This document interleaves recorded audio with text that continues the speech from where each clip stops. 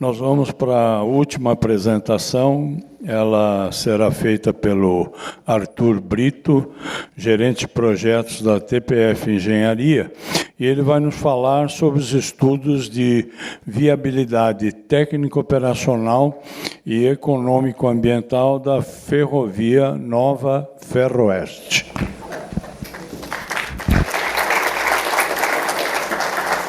Bom, boa noite a todos e a todas. Em nome aí da TPF Engenharia, queria agradecer à Revista Empreiteiro por esse convite, para que a gente possa apresentar o EVTAJ da Nova Ferroeste, um projeto de grande importância, não só para a nossa empresa, mas também para o Estado do Paraná e para o Brasil como um todo. Nós acreditamos nisso.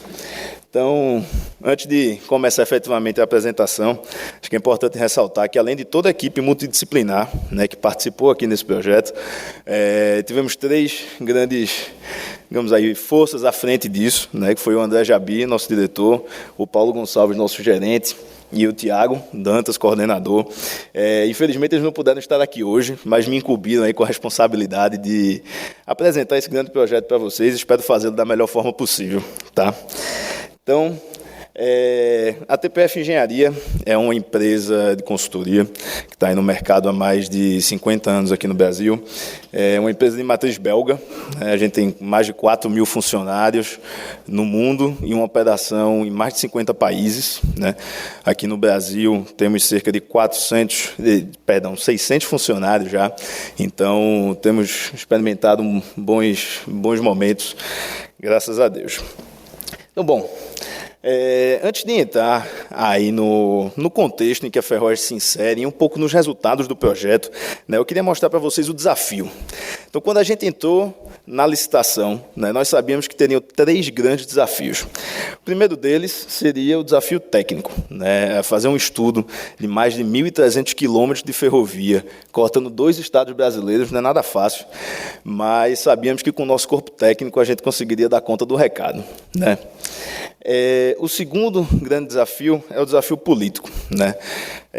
Como todo mundo sabe, o projeto dessa envergadura, passando por 2 estados, sofrendo pressões de grupos sociais, grupos ambientais, é uma pressão muito forte.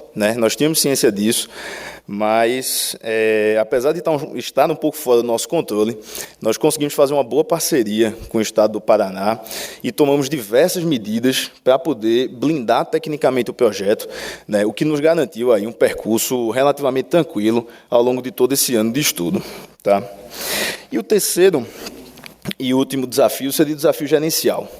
Apesar da TPF já possuir um sistema de gestão robusto, nunca é fácil desenvolver um estudo dessa envergadura em apenas um ano, com reuniões semanais com o corpo técnico do cliente, comitês mensais com todo com o governo do Estado do Paraná, a equipe responsável. Então, a tecnologia foi uma grande aliada nesse sentido, em que a gente combinou diversas ferramentas, dentre elas o Power BI, Smart Sheet, para fazer um controle muito próximo do cronograma e apresentar isso para o cliente de uma forma muito transparente. Foi o que a gente tentou buscar ao longo de todo esse contrato. Bom, então, estabelecidos aí os desafios, acredito que a gente pode entrar um pouco no contexto em que a Nova Ferroeste se insere. O Estado do Paraná ele tem uma posição geográfica estratégica no país, onde 70% do PIB da América Latina está num raio de 1.000 quilômetros, abarcando grandes regiões metropolitanas, como a de São Paulo, a do Rio de Janeiro, o Paraguai praticamente inteiro ali, uma grande parte da Argentina, o que confere um grande volume de demanda para a ferrovia. Tá? E, por consequência, a Ferroeste também tem aí uma posição privilegiada nesse sentido. E quando a gente fala de carga, estavam previstos e foram realmente confirmados basicamente 3 tipos de carga. As cargas em container, basicamente carne de frango, carne suína, bovina, e obras de madeira. Cargas líquidas, basicamente combustível e óleo de soja, e as cargas a granel, que constituem a maior parte de toda a demanda, que seriam a soja, o principal produto, farelo de soja, milho, trigo e fertilizantes. Esse também é um produto muito importante que eu vou comentar um pouco mais lá na frente. Além de toda essa demanda e todo esse impacto que a Ferroeste pode gerar, ela também tem uma importância muito grande na matriz de transporte do Estado, e em especial do Porto de Paranaguá. Tá? O Porto de Paranaguá, em 2021, ele teve uma movimentação de cerca de 60 milhões de toneladas e tem uma expectativa de chegar a 100 milhões de toneladas em 2030, e a Ferroeste, a expectativa é que ela venha para contribuir com isso, né? Além disso, no cenário atual, o porto ele possui 20%, o modal ferroviário, né, representa 20% da chegada de cargas ao porto, enquanto os outros 80% são representados por outros modais, em especial rodoviário. E isso vem causando certos problemas ao porto, como grandes engarrafamentos nas áreas próximas, por conta da dificuldade de acesso e tudo mais, coisas que a gente já conhece. E com a nova Ferroeste existe o potencial de inverter essa matriz, né, e trazer grandes benefícios para o porto, onde o ferroviário representaria cerca de 62% da contribuição ao porto e os outros modais 38%. Para finalizar um pouco aqui esse contexto, eu queria mostrar o traçado final da Ferroeste, e o grande objetivo aqui é dar um pouco a dimensão para vocês de todo esse projeto. São 1.300 quilômetros, saindo lá de Maracaju, no Mato Grosso do Sul, até o Porto de Paranaguá. A Ferroeste ela vai cortar 49 municípios, sendo 41 deles no Paraná e 8 no Mato Grosso do Sul, e conta com 9 estações de transbordo, né, nos municípios de Maracaju, Amambaí, Guaíra, Foz do Iguaçu, Cascavel, Guarapuava, Balsa Nova, Curitiba e Paranaguá. O próprio porto vai ser uma estação de transbordo. Bom, então, uma vez dado aí o contexto em que a Ferroeste se insere, vamos entrar um pouco no estudo em si, né, e mostrar um pouquinho a vocês como é que foi essa jornada, que apesar de muito difícil, foi muito gostosa de se curtir. Então, esse projeto começa com a definição do estudo de demanda, né? E o primeiro passo foi definir qual seria a área de influência direta, né, para a ferrovia, ou seja, de onde é que a gente vai buscar carga. Então, a partir de um modelo de 4 etapas, a gente conseguiu fazer análises comparativas de custo entre os modais, né, especialmente o modal ferroviário e rodoviário, mas também foram feitas análises incluindo o modal hidroviário. Tá. E através de análise de sensibilidade também, conseguimos chegar nessa área roxa, que vocês podem ver aí no slide, que seria a área de influência direta, né, abarcando inclusive regiões do Paraguai e da Argentina, as quais podem contribuir com cargas no futuro. Tá? Então, essa área de influência, além disso, ela abarca boa parte do Mato Grosso do Sul, uma parte do oeste do Paraná e Santa Catarina, e vocês podem perceber que ela vai diminuindo à medida que chega ao porto, porque o transporte rodoviário se torna mais vantajoso em função da menor distância dos distritos que ali estão. Então, é um estudo bem interessante que nos possibilitou determinar com precisão a demanda prevista para a Ferroeste. Bom, uma vez determinado a área de influência direta, a gente partiu para a análise dos produtos. Então, o que é que vai ser transportado pela Ferroeste? A gente falou aqui um pouco de transporte de passageiros hoje, vamos falar um pouco de transporte de carga. Então, a gente fez análise nos sentidos de exportação e importação. Tá?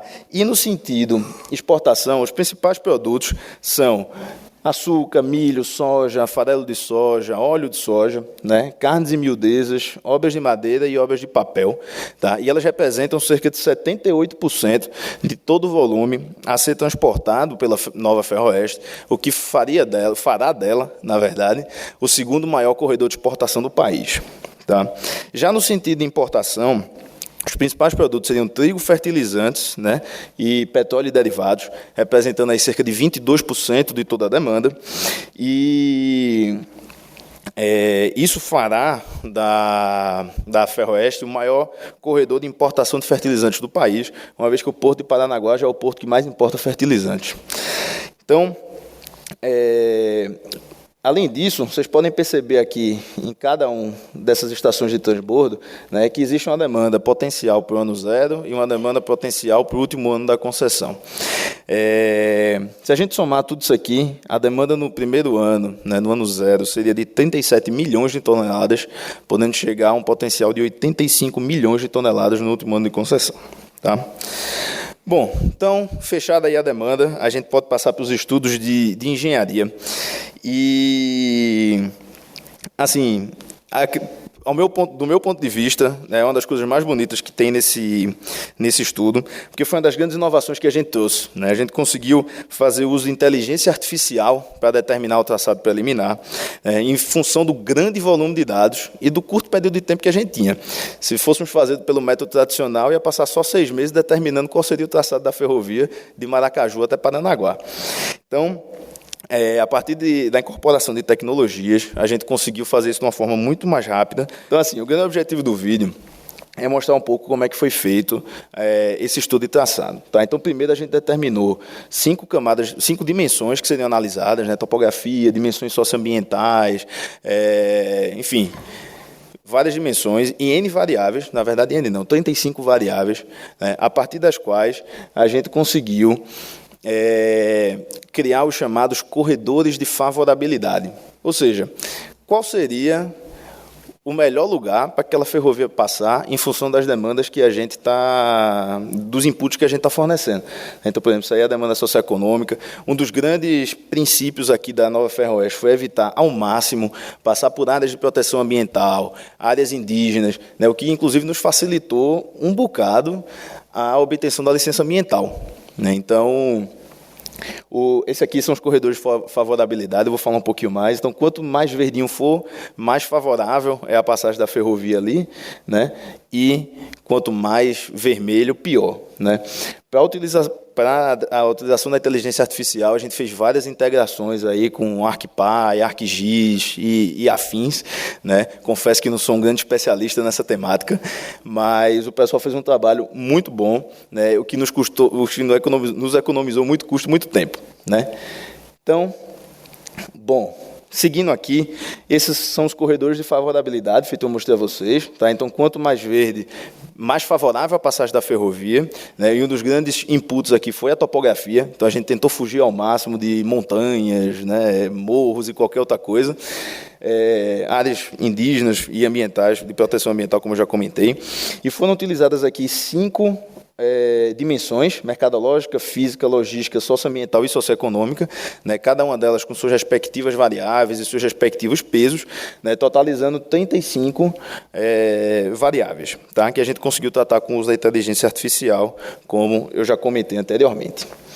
Então, naturalmente, para a gente poder comprovar o que a gente obteve em escritório, né? Nós determinamos aqui, nós fizemos vários estudos de campo, na verdade, tanto estudos topográficos, né, com levantamento aerofotogramétrico e elaboração do modelo digital do terreno, bem como muitos estudos geotécnicos, com ensaios de sondagem a percussão, MIS, tratado, até ensaios de eletroresistividade. E um ponto bem interessante de se comentar é que um dos pontos mais críticos de toda a ferrovia é a descida da Serra do Mar, né? Então, transcorrer uma serra aí de seus muitos metros de declividade não é um negócio fácil. Então, houve uma concentração bem grande de sondagem nessa região para que a gente pudesse balizar muito bem o estudo da ferrovia, tá? Bom, para fechar aqui, apenas alguns dados da finalização do estudo de engenharia. A Ferroeste tem uma extensão total de 1.304 km, né, 1.153 em via simples, 147 em via dupla e apenas 4 km em via tripla. Tá? Estão previstos 54 túneis, com a extensão total de 45 km, né, e 164 obras de arte especiais, o que totaliza aí 66 km de obras de arte especial. Então, assim, tem projeto pra caramba para ser feito, para implantação, né? Além disso, a velocidade máxima autorizada vai ser de 75 km por hora. Não foi dimensionado nenhum trecho apenas em bitola métrica, todos eles foram dimensionados ou em bitola larga ou em bitola mista, e esses trechos de bitola mista foi para permitir a interoperabilidade com os vagões da Malha Sul, tá? E o número, que eu acho que muita gente quer saber, é quanto vai ser posto aí dentro, né? Então, o CAPEX estimado foi da ordem de 29,4 bilhões de reais. Então, assim, é um investimento massivo, mas que tem um excelente potencial de retorno, né? Por quê? Porque para o investidor, além do benefício que ele vai trazer, ele também quer saber quanto vai entrar no bolso. Então, foi obtido uma TIR de projeto de 11,1%, mas que pode ser alavancada até 12,4%, tá? Com fluxo de caixa alavancado. O VPL do projeto é da ordem de 293 milhões de reais, certo? A outorga mínima prevista para o leilão é de 110 milhões de reais e o payback de projeto foi estimado no ano 17, que para um investimento desse tamanho é um prazo razoável, né? Nós acreditamos nisso. E, bom, além do... Já falamos um bocado do dinheiro, do projeto, mas o que é que a Ferroeste vai trazer de positivo para a nossa sociedade e para o nosso país, né? Então, do ponto de vista de impactos socioeconômicos diretos, né, a gente tem a redução de ruídos e congestionamentos, redução das emissões do alto tank, redução dos danos aos habitats, redução de acidentes, de emissão de poluentes. E uma coisa muito importante é isso aqui, é a redução do custo Brasil, né? É a redução dos custos do transporte, como vocês podem ver aqui no gráfico. Então, hoje, esse aqui é o cenário atual de custo, né? Esse aqui é o cenário com a nova Ferroeste, e essa aqui é a curva de redução ao longo dos anos de operação da ferrovia. Tá? E quando a gente fala de impactos socioeconômicos indiretos, o primeiro deles é a geração de emprego e renda. E estão previstos aí a criação de 348 mil empregos diretos e indiretos, né, durante a construção e operação, ao longo dos 65 anos do projeto. Naturalmente, o aumento da arrecadação tributária, valorização imobiliária. E a Ferroeste, ela está apta a ter certificações de Climate Bonds, porque ela cumpre aí as taxas de emissão de CO2, onde o projeto aqui já está abaixo do limite estimado para 2050. Então, é um projeto verde, né, é um projeto sustentável. Isso foi tanto uma demanda do cliente quanto uma vontade nossa, né, já que se fala tanto de sustentabilidade e ESG nesses anos, então vamos cumprir com isso também dentro dos nossos projetos, né? E, bom, antes da gente chegar no final, só queria falar um pouco da implantação do projeto, como é que ela vai se dar. Então, do ano 1, naturalmente, ela vai começar do porto, né, para dentro do continente. Então, do ano 1 ao ano 5, existe a previsão de construção do trecho Balsa Nova-Paranaguá. Tá? Do ano 3 ao ano 5, Guarapuava e Balsa Nova. E do ano 3 ao ano 5 também Guarapuava-Cascavel. Então, isso aqui já garante uma boa demanda para a Ferroeste para os seus 5 primeiros anos de operação. Tá? Em seguida, no ano 6, está prevista a construção do ramal Cascavel-Guaíra e, finalmente, no ano 7 e 8, o ramal Guaíra-Maracaju, completando assim o tronco principal da Ferroeste, que já pode operar em quase a sua demanda plena, né? E, bom, também está previsto aqui no projeto um ramal entre Cascavel e Foz do Iguaçu, que aí, especialmente por questões de fluxo de caixa, ficou para a construção nos anos 20 e 21. É isso, pessoal. Muito obrigado. Muito obrigado. Queria chamar a atenção para uma curiosidade aqui na palestra da Valec para 500 quilômetros de ferrovia. Eu vi no slide 5 quilômetros de obras de arte especiais. 1%. Agora, em outra região do país, com uma topografia totalmente diferente, para 1.304 quilômetros, 66 quilômetros de obras de arte especiais, ou 5%, né? Então, parabéns pelo estudo, né? E o Brasil é isso mesmo, né? A gente, lá de cima, no Paraná, pode estar diante de um desafio incrível com obras de arte que influenciam demais o projeto Ferrovias, né? Sim. Muito obrigado aí. Muito obrigado. Muito bem.